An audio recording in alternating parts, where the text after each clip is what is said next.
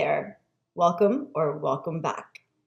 You're watching the Anti-Law of Assumption series on the Mind Magic Hypnosis channel with me, Jacqui Blue.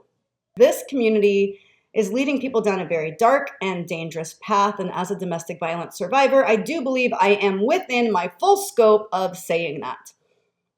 Let me also give you a disclaimer here in case the coach herself is watching this. Hi, you can't copyright strike me because I'm actually using the Fair Use Act lawfully. As a documentary filmmaker, I happen to know what I can and cannot do regarding using someone else's work. And I'm not using your work, Flossie, to in any way credit myself for what you did. I'm using this as a commentary and educational piece, which is exactly what the Fair Use Act allows me to do.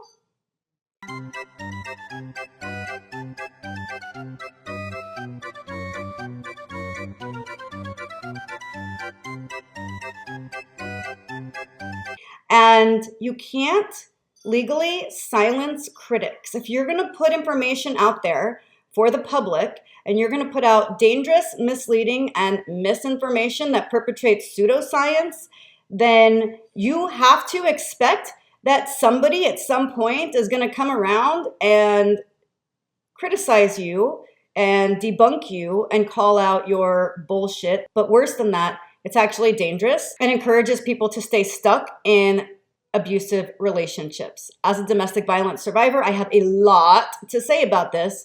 And when it comes to abusive relationships, here's the problem. I was in one.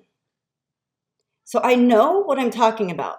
I was married for 10 years to somebody who fits a textbook definition of a sociopath with narcissistic tendencies.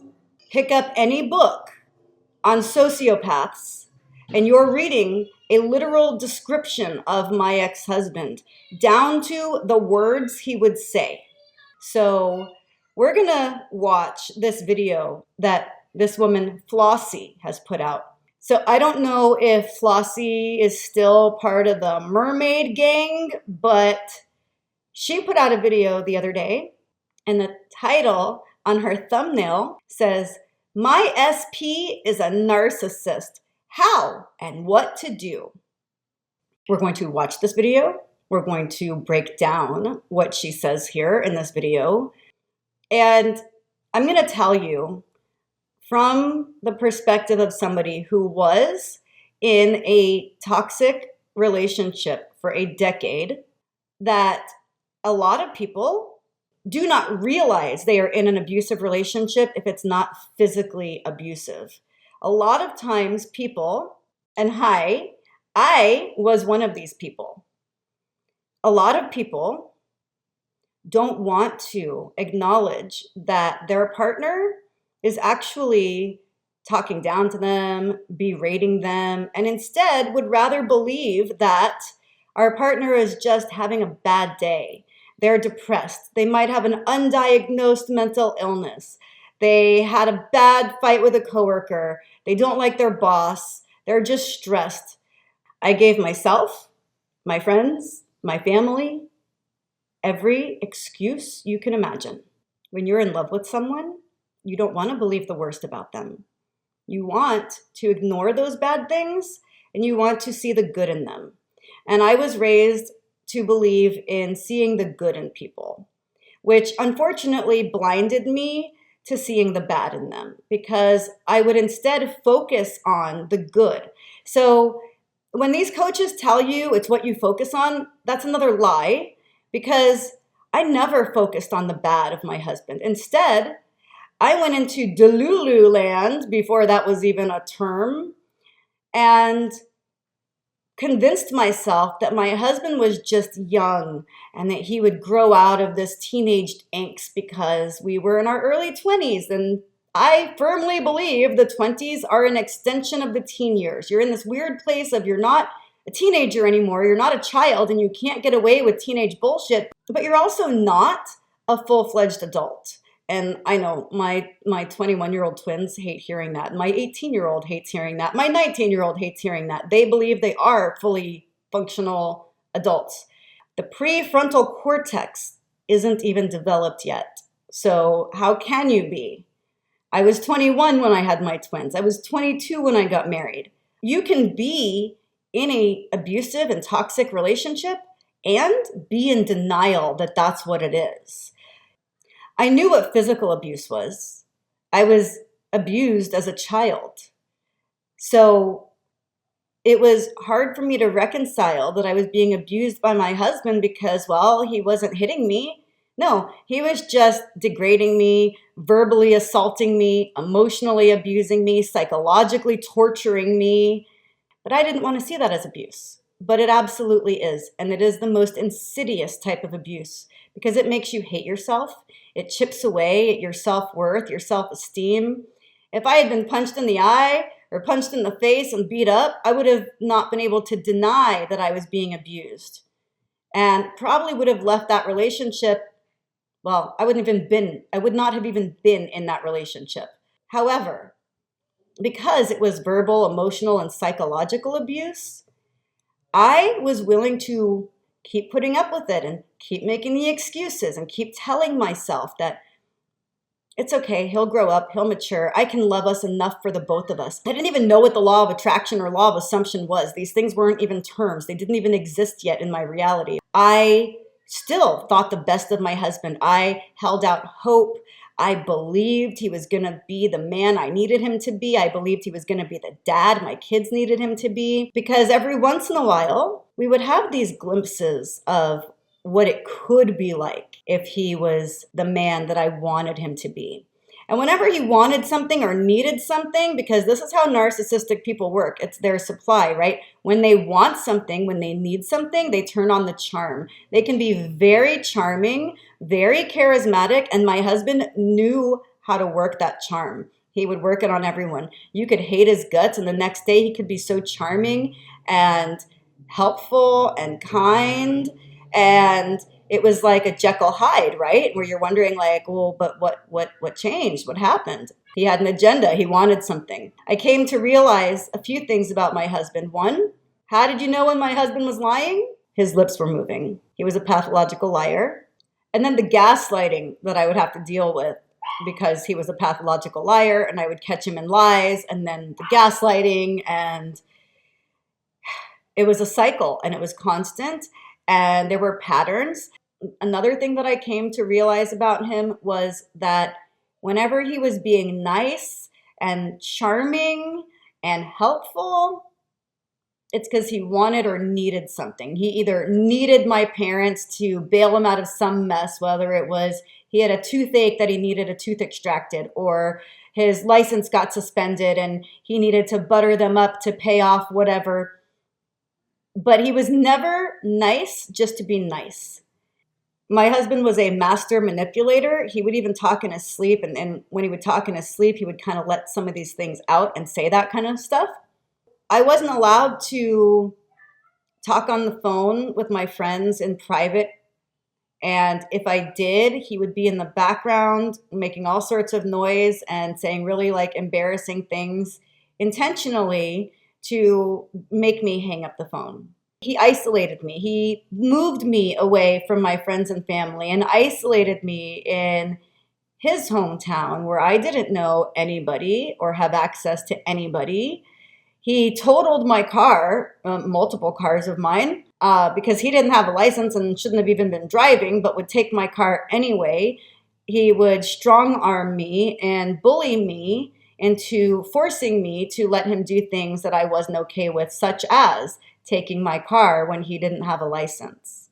These are just tips of the iceberg. And when I had finally had enough, when I finally said, I'm done, I don't want this anymore, after lies and being cheated on and verbally, emotionally assaulted for years, psychologically tortured, my self-esteem, my self-worth, it was gone. It was non-existent whatsoever. I was going through eating disorders because of the stress, because that was one of the only things I could control about my life, was what I was eating and how much.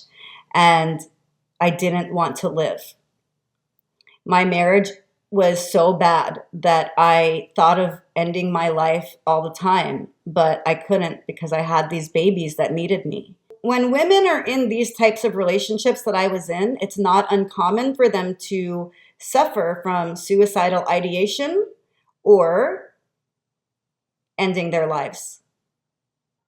And intimate partner violence. So many women are killed at the hands of the person they married or the person they loved. So we're gonna get into this. And I just want to preface this with, if you're somebody watching this and you happen to be in a relationship that sounds anything like what I just described, if you want resources, email me. So if you are struggling and in this type of relationship, instead of taking the advice of Flossie or any of these coaches that want to encourage you to stay with someone who might potentially end your life, please get real help. With all my heart and soul, I believe these coaches telling you that you can change a narcissist, they're wrong. This is harmful. This is dangerous. This will lead to more intimate partner violence. Was your SP all sweet in the beginning and now seems to be a self-centered jerk? If you want to know how that happened and what you can do about it, then you're going to want to stay tuned. Hello, everybody. Welcome to another rousing episode of Spill the Tea Tuesday. My name is Flossie, and I consider myself to be the funniest, wittiest mindset coach, as well as your OG Hype You Up Rampage Queen here on YouTube. Funniest, wittiest coach. She considers herself to be the funniest and wittiest coach. Well, Flossie, my dear, you might be the only one that considers yourself that. Back to the topic that I promised that we would talk about. So, there's a lot of people out there, and I see a lot of posts where they're like, my SP's a narcissist. And I've seen some comments on videos where people are wanting to talk about what to do if your SP is a narcissist. So first of all, one of the things that you need to keep in mind is that narcissism is actually a spectrum. And there is a range of narcissistic behaviors or traits. And so most people have some form of healthy narcissism where, just because someone has a narcissistic quality doesn't necessarily mean that they're like a self-centered jerk. It can literally just be a person having values, sticking up for themselves, being independent, having a certain level of self-awareness or, self-confidence. Self-confidence and standing up for yourself are not narcissistic traits. That a lot of us do have. When someone's having some narcissistic traits, it might be that they seem really self-centered. They just don't seem to have any empathy or sympathy for other people. They just might not really be taking responsibility for some of the things they do. They might blame other people. They can be charming. They can seem really nice, but then it's just, they might be like a gaslighting type of jerk. True narcissism is usually like a personality disorder, and very, very, very, very few, like a very small percentage of the population falls into that, where that person has no empathy. They're very grandiose. They think that they're the best at everything. They have an extreme amount of self-centeredness. They only really truly care about themselves. They don't care about other people. And it's difficult for them to truly have a relationship with others and be kind and caring and all that. At least somebody who has some narcissistic traits often is willing or able to have a relationship of some kind. So, there's all sorts of ways that somebody can show up where they're having some narcissistic traits. And, a lot of times those people just seem self-centered, irresponsible sometimes, don't care how things impact others, not taking the responsibility, seeming like they're entitled, all that sort of stuff. So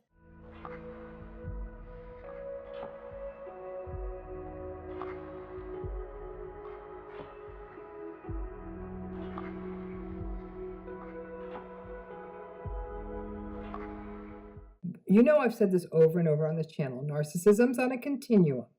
Myself and anyone who studies narcissism knows that. It's not a black or white. It's not an either or, right? And this matters because even when we say that someone is experiencing a relationship with a narcissistic person, they may be having very different experiences.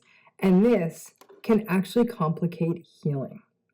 So let me break this down a little sort of concretely. Let's start with 1 to 10, right? So let's start with the 1 to 3 range, okay? People in that 1 to 3 range are the emotionally immature, selfish, self-centered, superficial, can't go deep narcissistic folks. We all know people like this, and we all have at least one friend like this, right? Their empathy is flimsy at best. It's always about them, and if someone is going through something, they may be able to fake it a little, but they really don't care.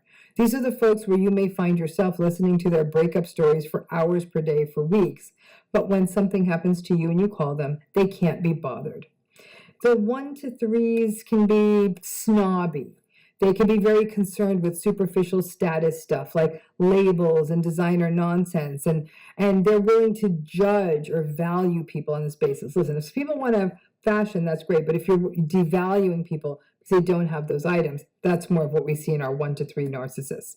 The 1 through 3s have inappropriate boundaries. They may be flirty and then gaslight their partner who might feel uncomfortable, saying things like, oh, stop being so serious all the time. The 1 to 3s need lots of attention. They love being the center of it, the center of attention. And shallow is the word that best fits them. Now, if you have a friend who's a 1 to 3 narcissist, this is annoying. If you're in a new relationship, it's annoying. If it's your coworker, it's annoying. However, if this is your partner and you're trying to raise children with them or have a meaningful relationship with them, it goes beyond just annoying then. It might be exhausting and may even bring up strong feelings of regret and grief. If this was your parent just wasn't able to be a parent. It was a parent who was more interested in their lives, their fun, their stuff. And for parents who are in that 1 to 3 narcissism zone, their child is at best an afterthought or an accessory, or they're sort of the fun kind of just like, let's go have fun parent, but they're not very present parents. So when you have a 1 to 3 parent, you might even feel conflicted because you might say, there were times, my gosh, this parent would let us like paint the walls purple and dance around the house and act silly. But when there were times things were serious, they were nowhere to be found. Then there are the 4 to 7 narcissists. This is actually the group that It's Not You was about. The 4 to 7s, the right, sort of right down the middle. That's what that book was about. Now this is the group this is more than annoying. This is more consistent betrayal, gaslighting, manipulation. In these relationships, you question yourself. You wonder if you're losing your mind. You're constantly confused. In that 4 to 7 range, these are relationships that sometimes couples therapists may still miss because it still seems okay enough. These are rarely physically abusive or physically dangerous relationships. But in a 4 to 7 level relationship, you experience little empathy, and these relationships are asymmetric, hurtful, and because the gaslighting is ratcheted up a few notches, you really do feel crazy if you're in a moderately narcissistic relationship. And people in these relationships struggle, but the trauma bonding can be tough because there are still enough normal-ish days. Finally, there are the 8 to 10s. And it's interesting, it was a conversation about level 8 to 10 narcissists that gave birth to this video. I was talking with someone about coercive control and reading some cases she had shown me. And it was a whole nother level, right? This is dangerous stuff. That feels like a Netflix true crime show at times. The 8 to 10s can feel like stories of psychopathy and sociopathy, multiple layers of lies, a seamless capacity to lie and manipulate with relative ease. The betrayals are also very multi-layered. You might be lied to about people close to you just to isolate you, right? The menace of danger in these 8 to 10 level relationships is always just hanging there. It may not be physical danger, but the I can make your life a living hell danger. I can leave you with nothing kind of danger. The 8 to 10s really don't care. They don't care, for example, if you have cancer during the divorce and will actively fight to take away your health insurance, even when you're in the middle of cancer treatment. They don't care if you can't find a safe place to live or stay. They will make family court their personal fiefdom. The 8 to 10s will break rules, sometimes break laws, and truly think they're above any form of consequences. And on many days, it'll seem like that's true. So here's where this gets tricky in this 1 to 10 scale. If a person who's in a relationship with a level 2 narcissist and a person who is in a relationship with a level 10 narcissist are in a conversation, the person going through that level 2 narcissistic relationship may feel like, I got nothing. Hell, even a person in a level 5 relationship talking with a 10 may feel ashamed that they're complaining after hearing the level 10 person's story. Then you can take that 1 to 10 model and apply it to the types of narcissism as well. A level 2 grandiose narcissist is probably just really Instagram obsessed and editing their pictures. A level 10 grandiose narcissist may be a horrible, screaming, abusive, but visionary boss. A level 2 vulnerable narcissist may seem like a slightly socially anxious, chronically victimized person that everybody feels sorry for. A level 10 vulnerable narcissistic person may actually be rather lost in dangerous, almost paranoid thoughts, and may be often caught in revenge fantasies. I would argue that by definition, malignant narcissistic folks probably don't have a level 1 through 5. Overall, it represents a much more severe form of narcissism, so there are probably 6 and 7s and higher. Even when I was writing It's Not You, I recognized that it was going to be very difficult, if not impossible, to write a book that spoke to everyone from level 1 relationships to level 10 relationships, or at least without the book being like 500 or 600 or 800 pages long. But here, it's a core issue. At the core, narcissism's the same, right? It's always about self-centeredness, low empathy, entitlement, arrogance, excessive seeking of admiration and validation and praise when excessively needing it, sensitivity to feedback or criticism, poor frustration tolerance, arrogance, being superficial. That core is the same. It's really just a matter of the volume button. And it's all bad for you. But now, let's say that in your 3D reality, you had an SP that was really sweet, really treating you great, and then it seemed like all of these unpleasant traits are coming forth, traits that you look at as some form of narcissism. Where maybe they're self-centered, they're not doing anything for you anymore, they don't really care about what you have to say, they're not taking any responsibility for the things that they're bringing to the relationship that's not healthy.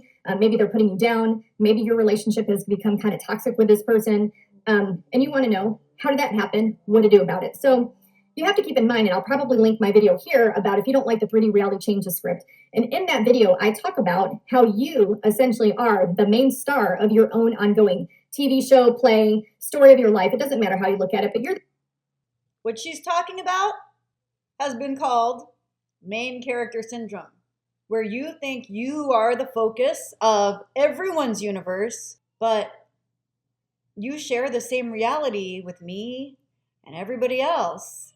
And me and everybody else are not NPCs. the main star of this production, but you're also the writer and director, and everybody's getting a script, including you. Well, the scripts are always getting a rewrite. So like when people make a television show or they record a movie or a series or whatever, the director is watching all of the drama unfolding as the actors are coming forth and they're playing whatever role is assigned to them. And sometimes the director doesn't necessarily like a direction that something's going. So what do? They give it a rewrite. They change some of the script, and the direction of the story may change, or maybe they're changing just some lines. But I think all of us at some point or another have heard about a rewrite where changes are made to the script, and the actors change what they're presenting to facilitate the change of the script. Well, so I am a writer, director, producer, and I've made documentaries and short films. I have several feature narratives written that I would love to produce someday if I have the money. However, yes, when it comes to film and stories, yeah, the director can do rewrites if we don't like something. In fact, one of the things I love to do is give my actors the concept, and I tell them the script is a blueprint. So once you understand the character and you understand the scene and the concept and what we're going for here, I don't care if you go off script. I don't care if you ad-lib. I care that this is the scene we're going for. This is the plot. You're the character. So I love to give my actors creative freedom because they're also artists. And filmmaking is a collaborative art. So I love filmmaking. It's one of my favorite things to do. I love being on set. It's one of my favorite places to be. However, there's make-believe world, and then there's the real world. So she's trying to talk about like, well, you planned all of this. Your soul decided all of this for your human self. like as if you were the person behind The Sims and you're creating a sim character and you're giving it an astrological chart and you're giving it personality traits and you're giving it a hair color and an eye color and a name and all the things, right? You're playing The Sims. You're the god behind creating The Sims, right? She's trying to basically make it out like that, right? You cannot understand the macrocosm, meaning the universe and the 4D and the 5D and all of these, if you don't understand the microcosm. And the microcosm is you. And I'll get into this in another video because this is a whole other concept, microcosm and macrocosm. But when people in the, and I want to use this term loosely with the law of assumption, but in the spiritual community are talking about your soul planned this, they don't mean like your conscious human awareness is aware of it. It means like pre-birth, you might have wanted to experience X, Y, and Z. And that, first of all, is a spiritual belief that not everybody has.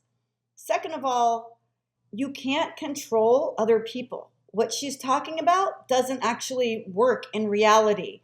So as a director of a movie, yeah, I can tell my characters to act a certain way, to do it with more emotion or less emotion. With one of the short films that we did, I had so much fun making that in the scene where she's smacking the guy with the cat pillow, we did that scene so many times until the cat pillow fluff ran out.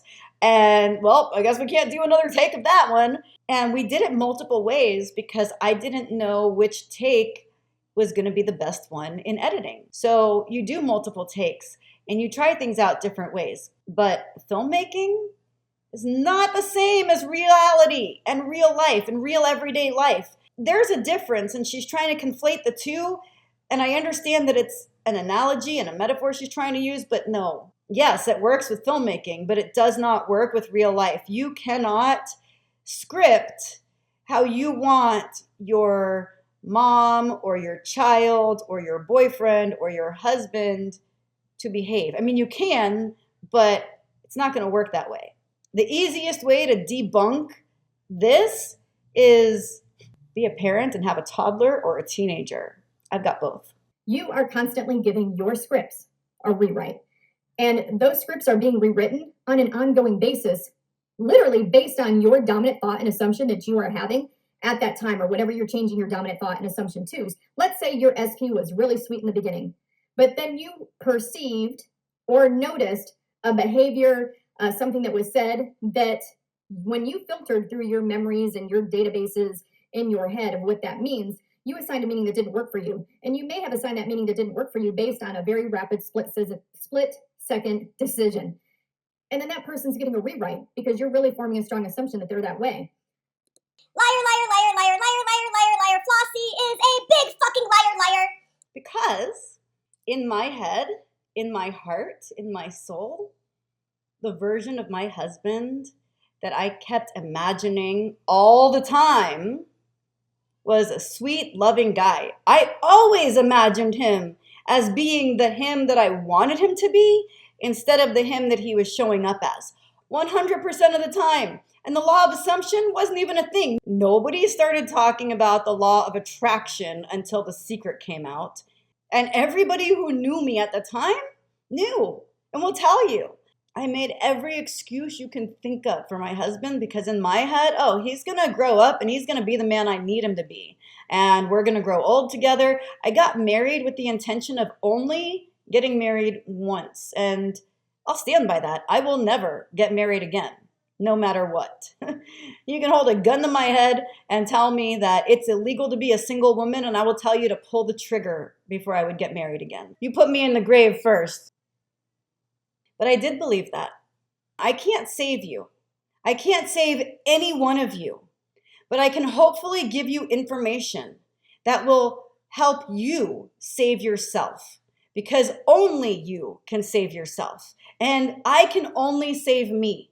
So I hope that me sharing my experience will help you understand there is nothing you can say to yourself or anyone else, and there is nothing you can do with magic or magical thinking that will change a narcissistic, an abusive, or a sociopathic person. And let me also say that sometimes people who are dealing with an addiction will mimic narcissism, and they might not actually be a true narcissist, but in the throes of addiction, the addiction makes them appear as such. This can be true with alcoholics, cokeheads, junkies. They just want their next fix, their next drink, their next high. They're not thinking about anyone else. They don't care about anyone else. But once they get sober and that substance is no longer dominating them and controlling them, they're not actually a narcissist. But then again, some of them are. When I was in Al-Anon, I had a sponsor who did tell me there is a high percentage of narcissists as well as sex addicts in AA. So I just want you to be aware that if your partner, or even if you happen to be an addict or an alcoholic, you might be mimicking narcissistic traits and tendencies, or they might be mimicking narcissistic traits and tendencies. But then once they get sober, you might find they're actually not that abusive narcissistic person. So if drugs and alcohol are involved, you're dealing with a different beast. That's literally how we can turn someone from being nice and sweet to being a jerk. And so let me illustrate for you. There was someone in my 3D reality that at one point seemed like a reasonably intelligent individual. And then one day they said something really stupid. Now, remember, I'm spiritually asleep. They said something really stupid, and I kind of was like, oh, that was really dumb. And then, some time passes, and then they say something that I deem to be ignorant, unintelligent, stupid again. And so then I start thinking things like, wow, are they really this incompetent, stupid, dumb? And over time, that progressed to, wow, they've got to be like the dumbest person on the face of the planet, or they've got to be the most, the most ignorant person I've ever been around. And so over time, with rewriting the script, I turned this person from being reasonably intelligent to a babbling buffoon. And so if you have an SP that's showing up sweet, but one day maybe they're really self-centered and they're not taking responsibility for something that they said or did, or you're perceiving it that way, and you choose to look at that and be like, wow, I think this person's like really self-centered and they're not taking responsibility for the stuff they said to me. And then something else happens, down the road where you're like, wow, like this time it was even worse. Like they actually, said something that I'm interpreting as like not being truly totally nice to me. They're not taking responsibility for, a result of an action that they took. I'm thinking that maybe they only care about themselves. And so as time goes on and the behavior appears to worsen, it's worsening because you're making assumptions that don't work for you. And you're starting to change the script of this person into being like this self-centered, not caring about the results of their actions, not taking responsibility. And then as the behavior worsens and potentially gets more toxic, now maybe they're sometimes putting you down, or they're, not recognizing any role that they're playing in how you're feeling, and they're getting a little gaslighty, which means, gaslighting someone is essentially like denying your behavior, like impacting that other person, or denying that something even has happened, not taking responsibility for like how their actions are making you feel, and like putting the blame on you, like you're too sensitive. Why are you being this way? Why are you blaming me for something, for how you feel? Instead of being like, I'm sorry that what I did made you feel that way, they're going to be like, oh, you're too sensitive. You're being ridiculous. You're making a mountain out of a molehill, instead of acknowledging your feelings, which, can be also lack of responsibility, lack of empathy, things like that. And so, over time, here's this person has gone from being a nice, sweet version, really sympathetic to your needs, empathetic, really caring for you, making you the priority, making you feel loved and cared for. They're sweeping you off your feet. And then over time, it seems like they become this outrageous, self-centered, only cares about self jerk. And you're like, oh my gosh, like literally, I can hardly stand this person anymore, even though I still care about them. So now you want to know what to do. So she's saying that I made my husband act in a violent, verbally abusive, psychologically torturous way. I did that. I manifested that with my thinking. No, I didn't. And fuck you, Flossie. Fuck you for perpetrating this lie to any and every woman watching you who is dumb enough to believe what you're saying. Fuck you, Flossie. Go to hell with that line of thinking. From the bottom of my heart and soul, fuck you, Flossie. Fuck you. From every single woman who was murdered at the hands of her partner, fuck you 10,000 times. From every woman who was almost murdered, like me. Fuck you for daring to think that we caused it. Fuck you for daring to try to victim blame any of us. Fuck you. That is not how reality works. If you believe that's how reality works, there's something wrong with you. And I'm not going to mince my words here and try to make you feel good about it. If you believe that your partner is abusive because of your own thoughts, please go get a psychologist and a psychiatrist to talk you through and help you understand how all of what the law of assumption is saying is detrimental, dangerous, the antithesis of spiritual. It is not enlightening, it is damaging. I don't know where the hell she gets off thinking she has any business talking about narcissism or domestic violence. You might have manifested this because of your thoughts. No, you didn't. What happens is these types of people are really good at hiding the truth of who they are. They're really good at manipulating you and ensnaring you. They're really good at preying on your insecurities, and they know how to manipulate you. They're master manipulators. So no, it's not that the guy was charming and sweet in the beginning, or that the girl was charming and sweet in the beginning and then your thoughts made them change. No, that's not how that worked. Don't for 1 second blame yourself and your thoughts for an abusive or narcissistic person targeting you because you happen to be a loving, caring person. The things that she's saying, she's speaking like a true abuser would. Blame yourself because it's all your thoughts. You manifested it, so blame yourself because it's your thoughts and only you can change it with your thoughts. And if you just think differently, they'll behave differently. That's not true.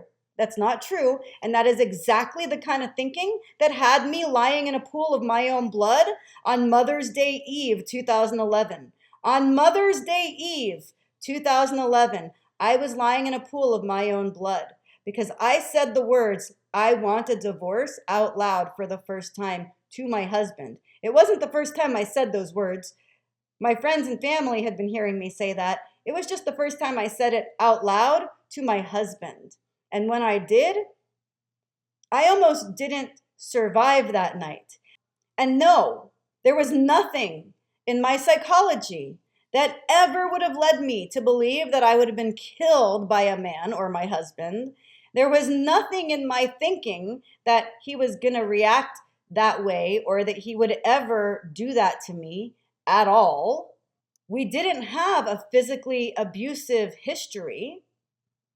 So the night he pushed me through a window and I was bleeding profusely and ended up lying in a pool of my own blood, that was not a result of anything in my thoughts at all. And I will not stand for any charlatan coach to say so or to try to convince you that your abuse is your fault. Well, number one, keep in mind, don't continue to have yourself in any situation that's really toxic or abusive.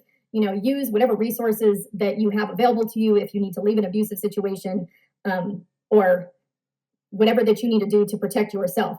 You can manifest a person no matter how they are in the 3D reality, but at the same time, you should make sure that you're safe and that you do some preservation of self, period. Like I said at the start of this video, people who are in abusive relationships, if they're not being physically beat up, a lot of them are in denial. They don't want to acknowledge it's abuse and instead will make excuses for their partner's mental well-being. They'll make excuses for, oh, I must have done something bad, or they're having a bad day or it's untreated mental illness, and if they just get the right psychologist and get medicated, they'll be fine. You know, whatever you tell yourself, we tell ourselves whatever we have to get through it, because when you're in love with someone, you never want to believe you're in the danger that you might actually be in. And there's so many cases where this is evident, where people try to leave an abusive situation and they end up dead. But before that, 9 times out of 10, they're in denial and aren't even aware of the fact that they're in an abusive relationship. A lot of times, people in abusive relationships, they don't know that they need to get out because they're in denial or not aware that what they're dealing with is actually abuse, or realizing how much danger they're actually in. I didn't realize it. I made every excuse in the book. I lost a best friend because I couldn't hear her telling me that I was in danger. Now, having said that, you can choose to recreate your SP. I think I have a video out there. I could just link it right here where I talk about like how to recreate somebody. You cannot recreate people. Any psychologist, psychiatrist, anybody who studies human behavior and the mind and who actually studies this and not just, pop psychology on social media, but actually understands the way people work will tell you, no, you cannot rewrite other people. You cannot change other people. There is nothing you can say or do to change a narcissistic or abusive person, period. Don't take my word for it. No, don't take my word. I'm not an expert on this subject, but take Dr. Romney, who is an expert. Take her word. Ultimately, the greatest concern for me is that the manifester, and I've seen this happen time and time again, will blame themselves, that they are the one that's responsible because they manifested the wrong soulmate, or they can't fix the relationship patterns. They're not manifesting well enough, or they didn't manifest the wedding day right, they didn't manifest the relationship right, they didn't manifest their goals right, any of it. And I've seen this happen literally right in front of my eyes. That the person saying, you know what, this is all my fault. I wasn't manifesting well enough. I've gotten a lot better now. And that I'm blocked. It's all me. And it's heartbreaking because it's not. And I will not sit back and let that kind of blaming talk be leveled at people walking through the incredibly confusing landscape of narcissistic relationships. You cannot manifest narcissism away. You cannot manifest gaslighting away. You can't manifest it away. I cannot manifest it away, because if I could, I would. These relationships and personality patterns are unhealthy for anyone and everyone, and magical thinking will not make them go away. I skipped all of her several little techniques of what you can do to try to change a person, because I'm not encouraging that, and you can't change a person. No matter what she says, she's a Liar! It's probably most likely that your SP is not a true narcissist, as in having the personality disorder, but it's probably just displaying qualities that are not preferred to you. And so look at what those are and what those boil down to. Is it not prioritizing you? Is it not being cognizant or caring about your feelings? Is it just where they're just not taking responsibility? Because a lot of times when someone's showing up in an unpreferred way, it could be that it's like boiling down to one consistent theme. And if it is, then you can just affirm for that specifically. She's not qualified to diagnose whether your person is a true narcissist or not, and neither am I, but a real psychologist is. If you're with somebody who treats you badly, instead of trying to change them, which you can't do because you can't change people, no matter how much these coaches repetitively give you these clickbait videos telling you that you can, and preying on your heartbreak and your limerence and your desperation, you can't actually change people. And I say this lovingly. I mean this with kindness, because I'm not trying to see more women killed by their partners. I'm an advocate against that. But these people are definitely encouraging you to stay in a toxic and unhealthy situation. If you're with someone that treats you badly, end the relationship. Go through the heartbreak. It's gonna suck. It's gonna hurt. Know that. Know that going into it and go through it. Get to the other side of it. That's something your friends can help you with. That's something hobbies can help you with. That's something you don't need a coach for. You need a good support system, some hobbies, and a lot of tears, maybe some angry music. You cannot change people. Please get that idea out of your head. You're just gonna drive yourself mad trying to. And then you're gonna get yourself blocked or restraining orders or worse. You have to stop expecting SP to be Chewbacca. So if SP is being Chewbacca, the unpreferred version, and you really want the dude or chick from 50 Shades of Grey, which is, another analogy that I do, of course, you have to stop. A sane, rational, logical person who has your best interest at heart would never encourage you to stay in a relationship where you're being mistreated, would never encourage you to try to change a person who's mistreating you. Instead, they will encourage you to go find someone who's a better match, who maybe isn't going to be so abusive, who makes you laugh at the end of the day. That's who you want as a partner. You want the person that allows you to be you, the person who loves all your quirks and weirdness, the person that you can laugh with and be comfortable with at the end of the day, not the person you've got to walk on eggshells with and feel insecure about and wonder if they're cheating and feel like you need to go through their phone. That person is not your person. The one who makes you feel secure and laughs with you at the end of the day and makes you feel comfortable, and when you feel peace, the person that brings you inner peace, that's your person, not the one that brings you anxiety, frustration, stress, and that makes you feel like you need to manifest them. The second you feel like you need to go to a witch doctor and get a love spell, or that you need to go to a coach to try to change another person, you're with the wrong person. That's your dead giveaway sign. The minute you need to call a psychic and ask for advice about your relationship, you know in your heart that relationship is over.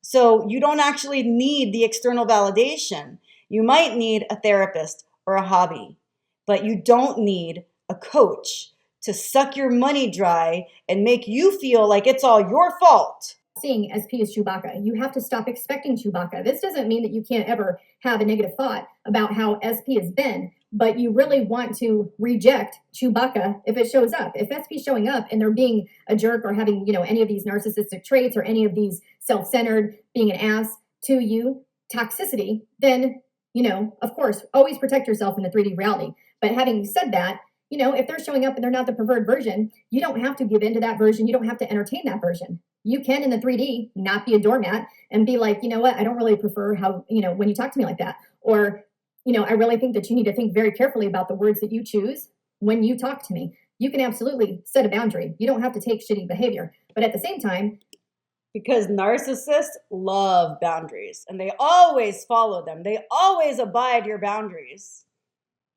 right? If they show up being a little Chewbacca, you can be like, oh, you revise on the spot. Oh, SP is always so sweet and romantic and loving. They always make me feel so loved and appreciated. If you don't want to revise on the spot, you can just affirm everything. You cannot revise on the spot.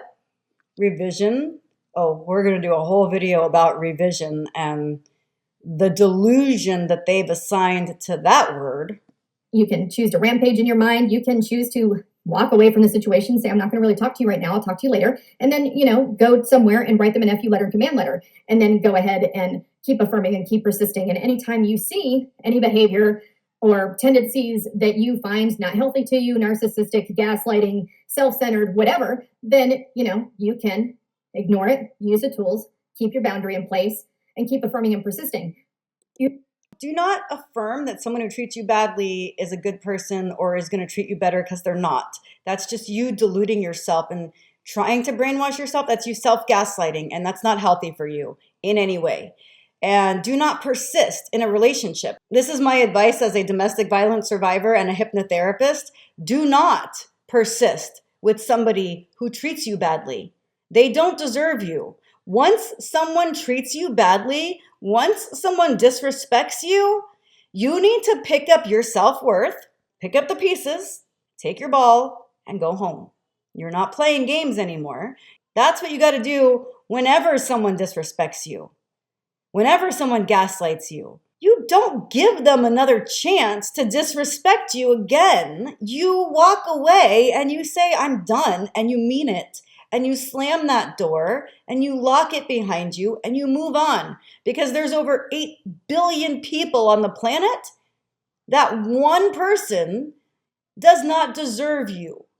You have to keep in mind that you maybe unintentionally gave your SP a bunch of rewrites to their script that brought these traits more to the forefront. Do not believe for 1 second that you are responsible for somebody mistreating you. You're not. You did not intentionally or unintentionally assign that to your SP or give them a character rewrite. She is just trying to victim blame you. She's victim blaming. It could also be that you have a relationship pattern of having relationships with these type of people. And so if that is the case for you, then you should work on relationship patterns where you put that in the trash permanently. Because when you give a script to a specific person that you're manifesting in, whether you're spiritually awake or asleep, it doesn't matter. That script that you give them is going to tell them how to show up because they don't have the free will to choose to treat you a certain way. Absolutely. They do have the free will to treat you how they're treating you. When my video is reinstated with Neil deGrasse Tyson debunking Amanda from Create Your Future and her talking about quantum physics, you'll hear in that video physicists discussing the nature of free will. And I explain in that video what free will actually is, or the lack thereof, versus how these coaches try to explain it. But your SP does have the free will to reject you. Yeah, they do. 1000% they do. They're showing up based on your assumptions that you hold about them, previous relationships, or what they represent. So it says that it takes about 6 months of getting to know someone before you start to see the real them. So they were putting on a facade and then they dropped that facade and then they started showing up as the real them, or they just decided that you annoy them and they don't like you and, well, now they're showing you who they are. Or there's a saying, ladies, that you should be aware of. The nicest man in the world is the one who hasn't slept with you yet.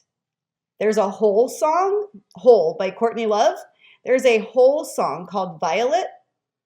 And the lyric is, when they get what they want, they never want it again. Ladies, listen up.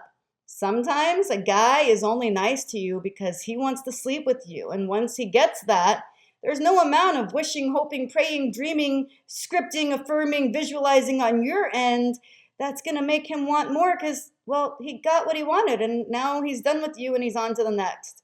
So you can't script that away. You can't change that if that's who somebody is.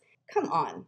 Even these older ladies know that the guy just wanted to get laid. And the older lady, since she doesn't want to go get a real job, since Flossie doesn't want to go get a real job, she needs you to pay her and buy her coaching so that she can keep selling her grift. So if you have negative assumptions about relationships because of your personal experience or what you've observed, and you see men or women as narcissistic jerks that are self-centered and just takers and don't do anything appreciative, that is what you will experience at some point because the script will contain that. So that's one of the reasons why I work with people on patterns, not because I'm here to heal an inner child, but because if someone has a pattern and they're repeating it, every time they manifest someone new, they give a script that says, okay, you're going to treat me like this for a certain amount of time, and then you're going to stop, then at some point, you're going to start to not prioritize me. You're going to do things that I consider toxic for the relationship. You're going to, put me down, have negative things to say, be very self-centered, not take any responsibility, be gaslighty, make me feel like my feelings aren't valid, whatever that it is that you tend to experience.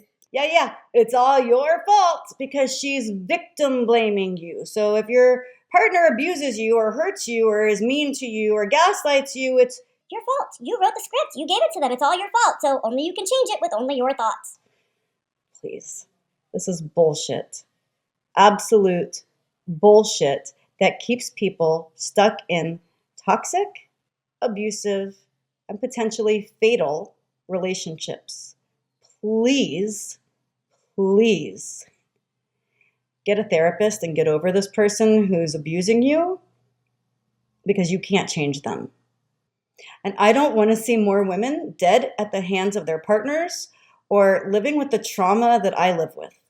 You'll just have that with other people. Why? Because you expect your relationships to be like that at the end of the day. That's how you see your relationships. And I mean, a lot of people even know that to be true about themselves because. So here's the thing. That's not at all ever how I saw relationships, ever. That's not how I experienced relationships or saw relationships. My dad might have been an abusive alcoholic, but he wasn't abusive to my mom. He was abusive to the kids when he would have a drink. I witnessed a very happy, healthy relationship with my grandparents who honored the till death do we part. I had a very happy relationship before my marriage. I didn't have a pattern of abusive relationships. And I never had a pattern of somebody trying to kill me. So no, that was not my relationship pattern. That's not what I saw between my parents or my grandparents or my mom and my stepdad. That's not what was in my relationship history at all. And I was in an emotionally, psychologically, and mentally abusive relationship for 10 years. I got out because I didn't want my children to grow up with that as their example of what love was supposed to be. I wanted my children to have a better example. And if that meant seeing their mom single and happy, I would rather them see their mom single and happy than trapped and miserable or dead. They'll think like, here we go again. Here's another narcissistic jerk. Well, this person's just like the last person, or everybody I date just, is always great in the beginning and they just turned out to be an ass after, we've been dating for, 2 months, 6 months, a year, or when I catch feelings or whatever that it is, whatever that the point is, ask that to yourself. Are all your relationships with these type of people? Because then you could have a pattern. There are patterns.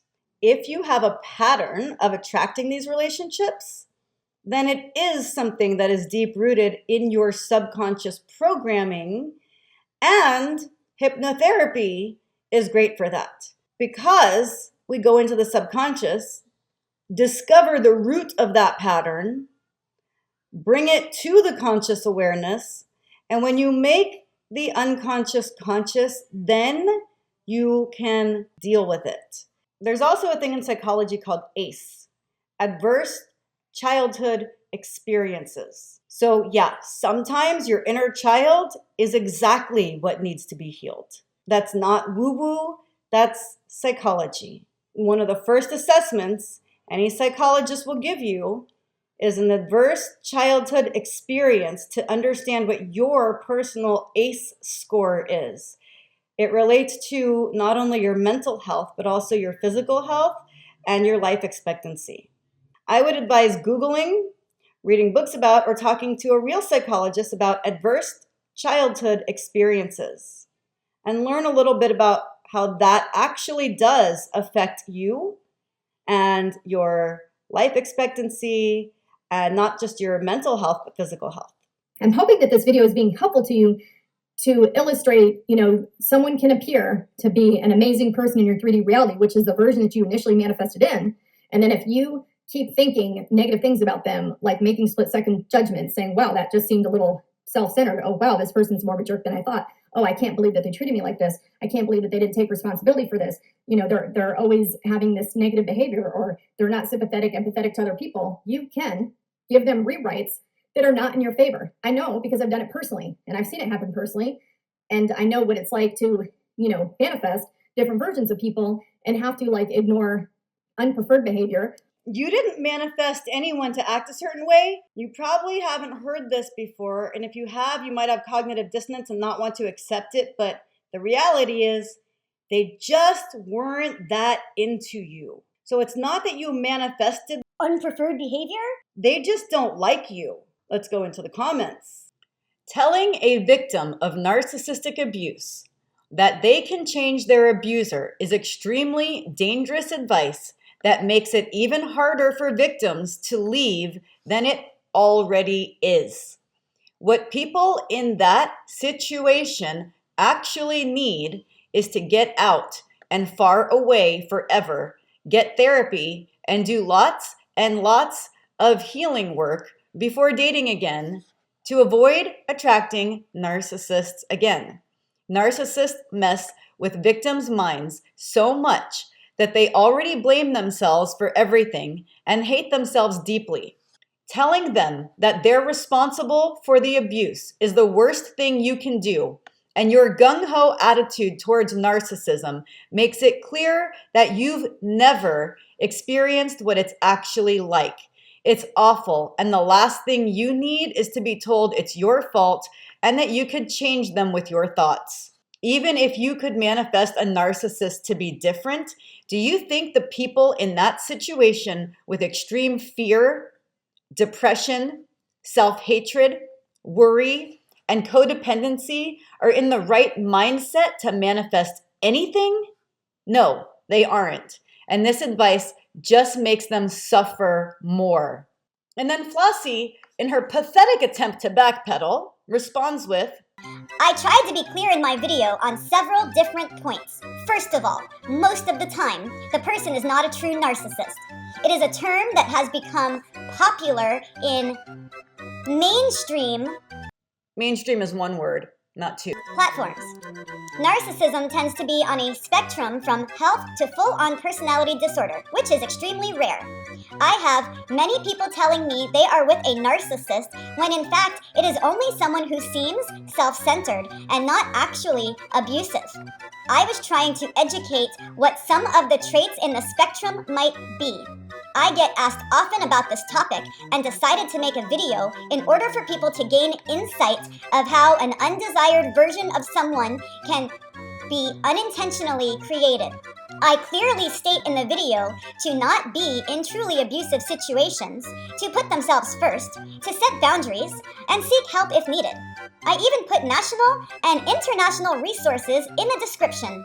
I would never advocate for someone to stay in a situation that they saw as abusive.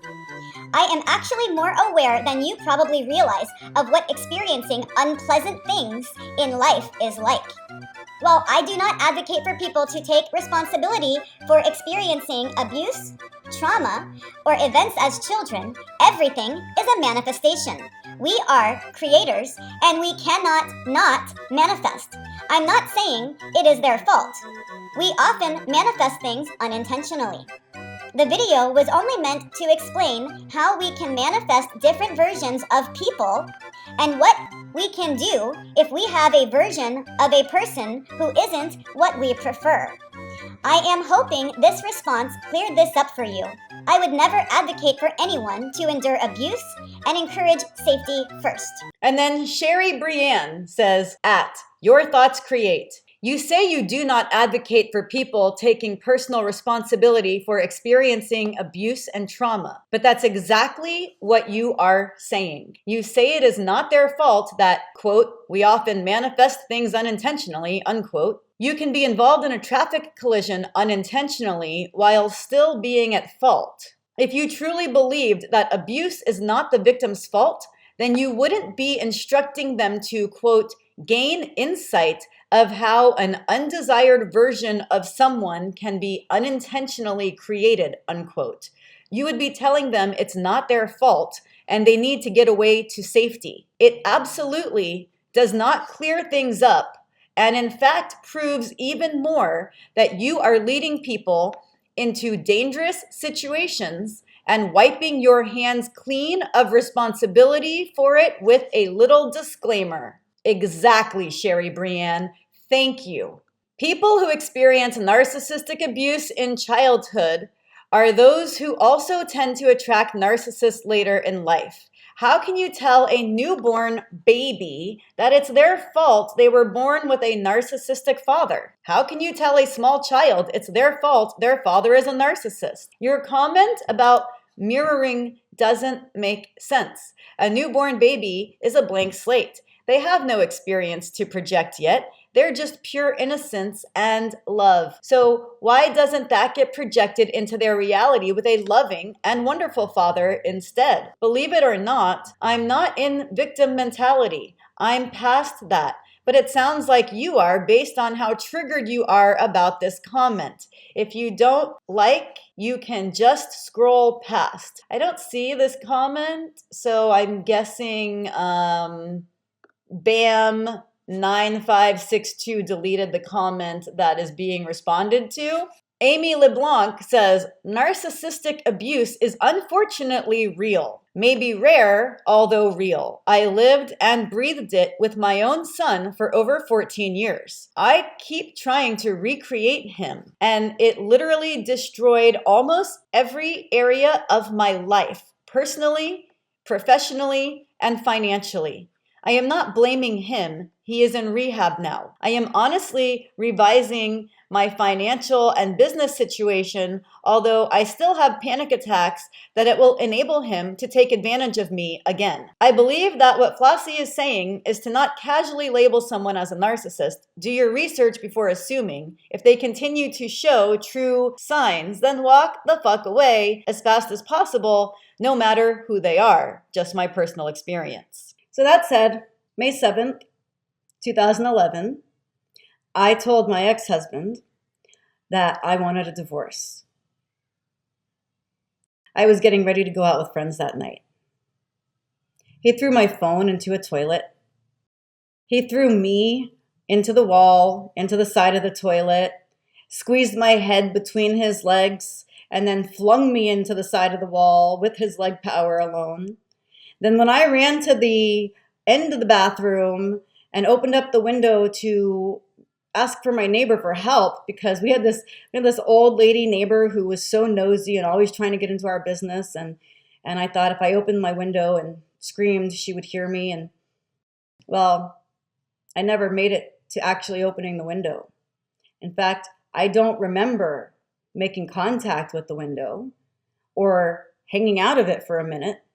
But the neighbor saw my body hanging out the window for a minute.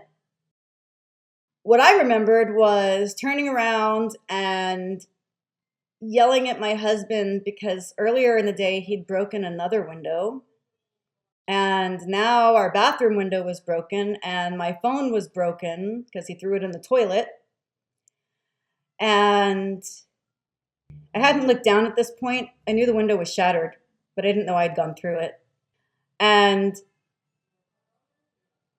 my husband looked like he saw a ghost. And he stopped screaming for a second. And he leaned forward as he's also backing away. And as he leaned forward, he pulled a large shard of glass out of the side of my chest. And when he did that, blood started gushing. And it didn't stop. It didn't stop until the paramedics stitched it up with 17 stitches. When I did turn around and I saw myself in the mirror, I was covered in blood from head to toe. I looked reminiscent of Carrie from the movie Carrie. I was covered in my own blood, head to toe. I was gushing blood out of the side of my chest right here. I was convinced I was going to die that night. I tried to run to the sliding glass door to scream to other neighbors for help, and my husband grabbed me and threw me on the floor and told me to lay there and bleed as he screamed and stood over my body and screamed obscenities and told me how much he hoped it hurt as I lie there bleeding, thinking I was bleeding to death. And just then, cops. I saw cops. I saw them grab my husband and pull him away from me. As I was sitting there thinking in my head, if I survive tonight, I'm changing everything. Oh, and by the way, it was Mother's Day Eve. I didn't know if I was going to survive to Mother's Day. I didn't know if my 5 children were going to wake up on Mother's Day to find that their mom had died at the hands of their dad. So don't ever victim blame domestic violence survivors to me. Don't ever tell me that I deserved that, or that I manifested that, or that it must have been something in my subconscious or something in my programming, because it wasn't. That wasn't in my history and it wasn't in my programming. So fuck you, Flossie. Go to hell. And that's where I'm ending this video.